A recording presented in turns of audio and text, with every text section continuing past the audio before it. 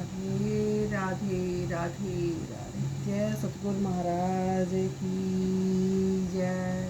जय हो। जही जोइंते जो नर आऊ, ताको तैसो एहे सुभाऊ। अग कर्मी घातक विष पूजा, जोइन प्रभाव होए नाही दूजा। जिस जोनि से जो मनुष्य आया है उसका वैसा ही स्वभाव है। जो दूसरों पर घात करने वाले क्रूर हिंसक पाप कर्मी तथा क्रोधी विषैले स्वभाव के जीव हैं, उनकी योनि का प्रभाव दूसरा नहीं होता, अर्थात वह वैसा ही रहता है, आसानी से बदल नहीं पाता।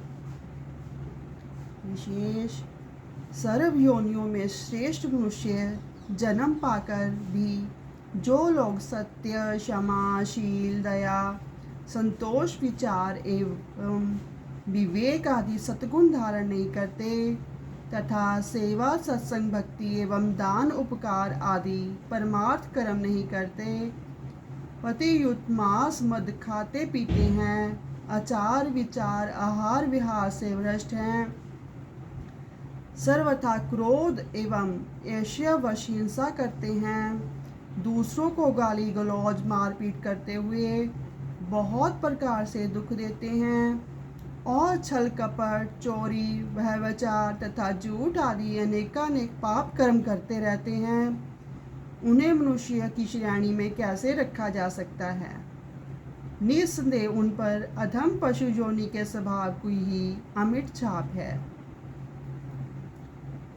योनि प्रभाव मिटने का उपाय, सतगुरु मिले तो ज्ञान लखावे, काग दशा तब सब विसरावे, मूर्छा जोन छुटे तब भाई, ज्ञान मस्कला फिरे बनाई। मनुष्य योनि में जन्म लेकर इससे पूर्व योनि का प्रभाव मिटाने का एकमात्र उपाय है, किसी प्रकार सौभाग्य से सतगुरु मिल जाए तो वो ज्ञान लाखा समझाकर अज्ञानता का नाश कर देते हैं और फिर काग दशा अर्थात कौवे के समान नीच योनि के प्रभाव को भुला देते हैं, उसे पूर्णतः मिटा देते हैं। फिर तब हे भाई, पूर्व पशु योनि तथा प्राप्त मनुष्य योनि का द्वंद्व मोर्चा छूट जाता है। पूर्व पशु योनि का प्रभाव संबंध समाप्त हो जाता है। सतगुरु ज्ञान के सिकलीगर हैं,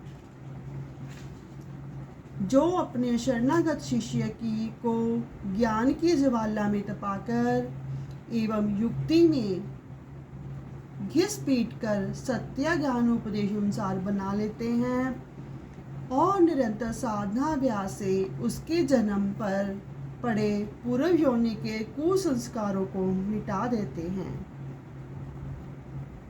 जब धोबी बिस्तर कहा धोवे, जस साबुन मिल उज्ज्वल होवे,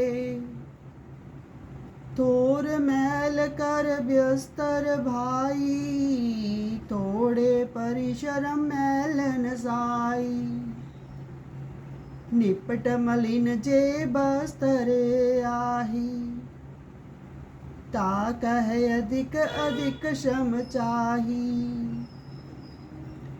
उदाहरण देते हुए सतगुरु कबीर साहब कहते हैं कि जब धोबी बस्तर को धोता है और जैसे साबुन के मिलने मलने से बस्तर उज्जवल साफ हो जाता है, हे भाई, बस्तर में थोड़ा मैल हो तो थोड़े परिश्रम से उसका मैल नाश हो जाता है, अर्थात धुल कर साफ हो जाता है।